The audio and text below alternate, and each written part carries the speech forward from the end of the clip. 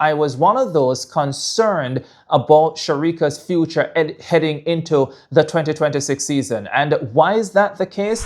What was interesting for me was the tactics from Nickisha Pryce. I really want to see a clash involving Shericka, Julian Alfred, and the world champion Melissa Jefferson Wood. This episode is brought to you by Hey McDowell, attorneys at law, offering guidance to athletes and those supporting them, so the right advice comes before the wrong decision. Yes, it's Sports Chambers. The first Wonder Diamond League meet of the 2026 season is out the way. A couple of Caribbean victories in Shanghai, China on Saturday morning, both for Jamaica. Shericka Jackson winning the women's 200 meters and Nickisha Pryce winning the 400 meters. We will be talking about those two, plus some of the other outstanding Caribbean performances at the meet. But we start with the women's 200 meters and with a performance from Shericka Jackson, a season opener and a fine season opener as well. 22.07 seconds, beating the Bahamian Shauna Miller-Weibo, who has returned to fine form this season. 22.26 for Miller-Weibo in second, with a Navia Battle finishing in third at 22.40, getting the better of fellow American Sha'Carri Richardson, who was fourth at 22.42 seconds. But yes, what a performance from Shericka Jackson to start her season in the half lap event. And let me say this, right? I must admit, I was one of those concerned about Shericka's future heading into the 2026 season. And why is that the case? Because 2024, let us not forget, she had injury concerns, hamstring, quad, some would say others as well. She got to the Olympic Games but did not compete because of those injuries. Some of those carried over into 2025.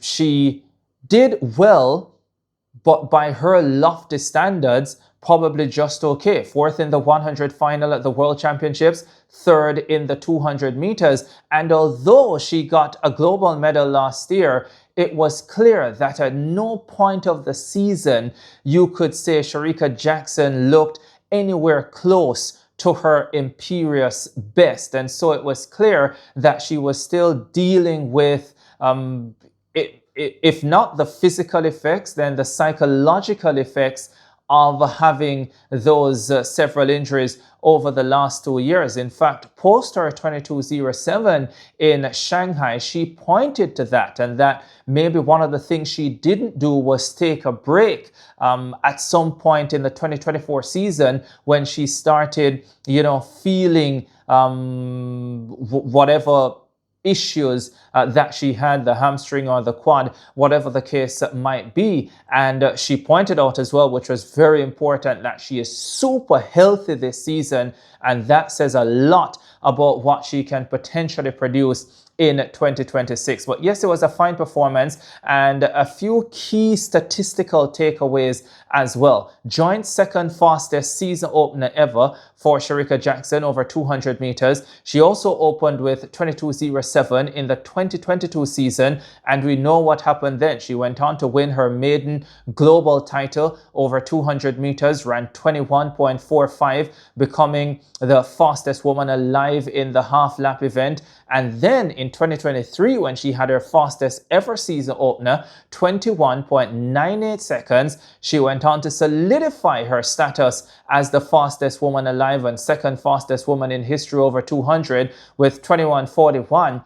And 4 times that season, she ran under 21.60 seconds. So it was her most outstanding season. And to hear her after the 22.07 saying, "I am super healthy," that must make the Shericka Jackson fans extremely happy and positive as they look ahead to the remainder of the 2026 campaign. What was also great, just from the eye test, is that she ran a fantastic curve, which is something that we've not seen, especially early in the season, over the last 2 campaigns. And we know she has the 400 base, so she was able to hold strong down the stretch and win pretty comfortably I spoke about being concerned coming into the 2026 season. I must also say that after the first leg that Shericka ran for Jamaica in the women's 4x100 at the World Relays,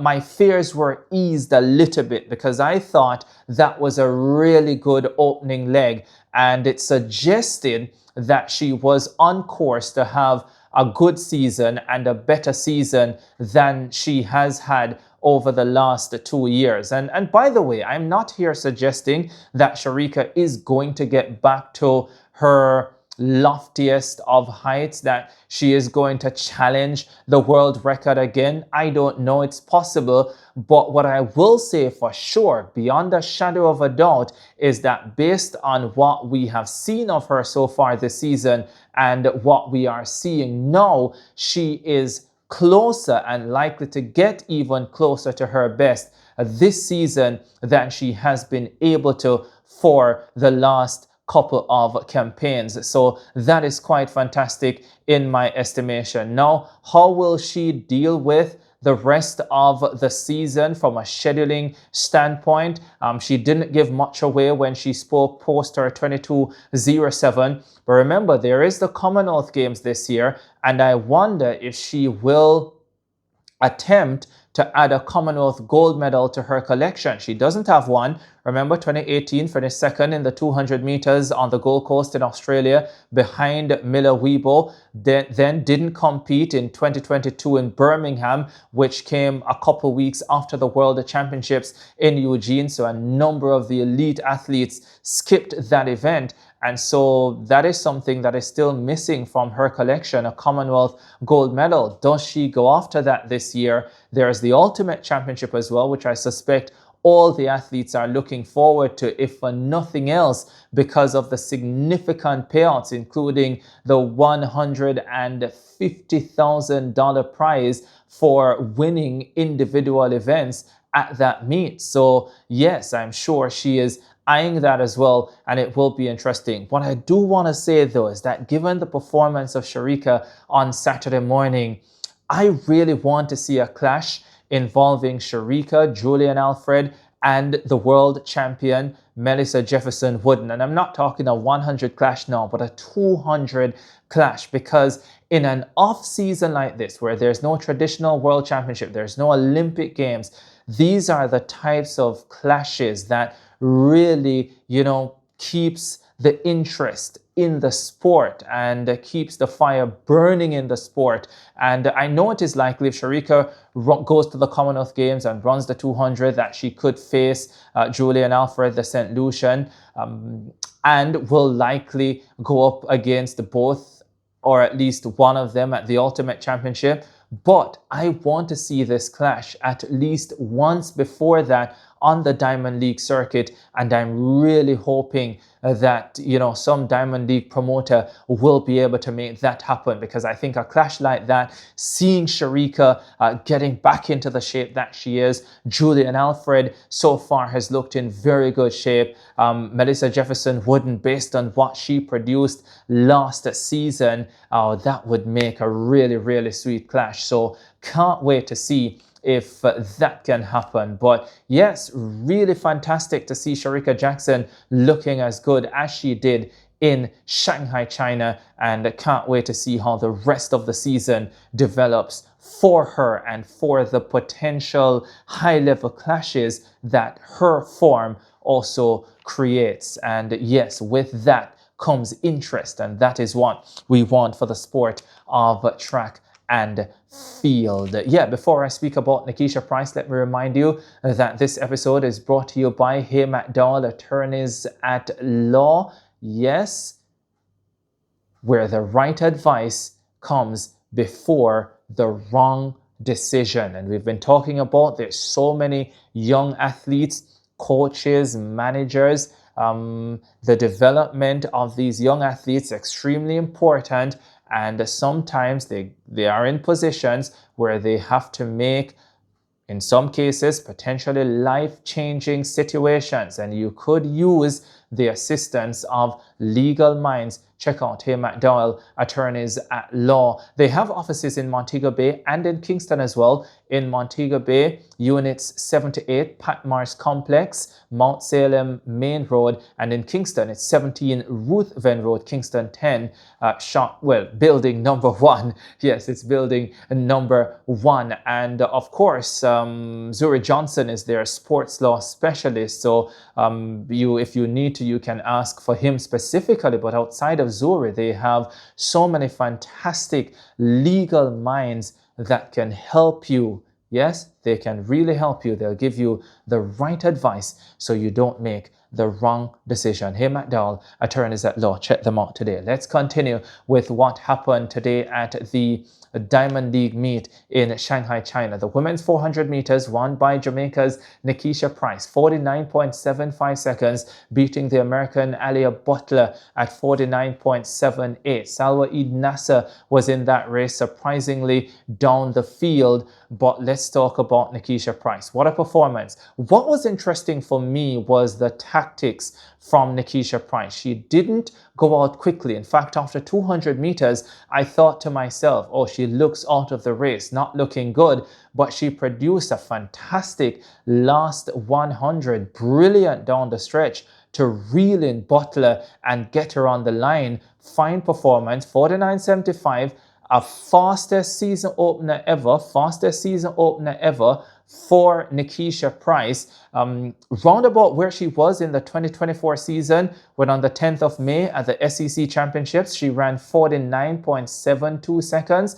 And of course, we know she went on to 48.57 to win, to break the national record, still the national record of Jamaica. So yes, she is looking very, very good at this point of the season.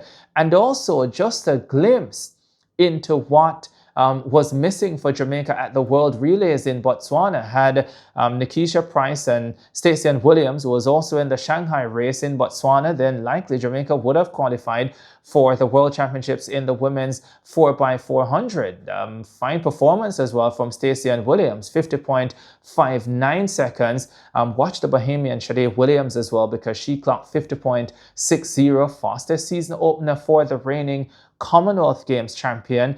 And yes, already we're seeing nice clashes set up for the Commonwealth Games in Glasgow, Scotland later on this year. But for Nickisha Pryce, what I want to see from her is that she puts it all together in a major international championship. Remember, didn't get to the World Championship final in 23 when we thought she had the ability to do so. Didn't get to the Olympic final in 2024, even though there might have been some issues with illness. Got to the World Championship final in 2025. I personally had her as an outside shot for a medal. The thing about it though, of the 3 rounds, and it was tough because the times were brilliant there, but her slowest time came in the final, I think. And that is something I think that this year she wants to correct at both the Commonwealth Games and the Ultimate Championship. If she gets there, that she's able to put her fastest race, certainly for the Commonwealth Games where you're likely to have 3 rounds, that her fastest race comes in the big one, the final. And that is something I'm looking forward to see how she delivers in 2026. But it was an excellent start to the season, and it sets her up real well for the rest of the campaign. Now, the other event I want to talk quickly about is the women's 100 hurdles. It was built as probably the biggest race of the Shanghai Diamond League meet. It closed the show. So that tells you everything you need to know about that. The Olympic champion, though, Masai Russell, too good for the rest of the field. There's a look at it. 12.25 seconds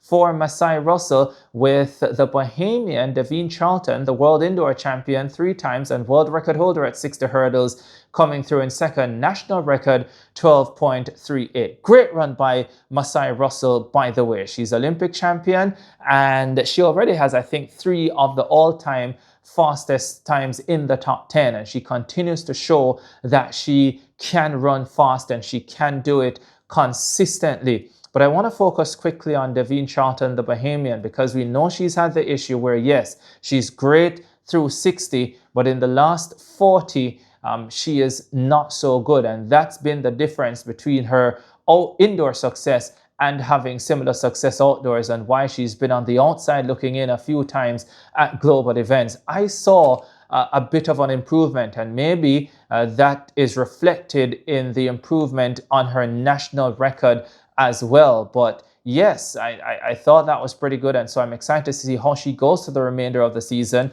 Of course, if she is going to be a force outdoors, both at Com Games and at the Ultimate Championship, then you would think that she'll have to get into the 12.2s, because the best athletes in the world are proving that they can do that consistently. By the way, Akira Nugent, who has switched to the Racers Track Club, was in that race as well. It was her first race of the season. It's obvious she didn't look great, but hey, it's still early. Let's not judge yet. Give her time.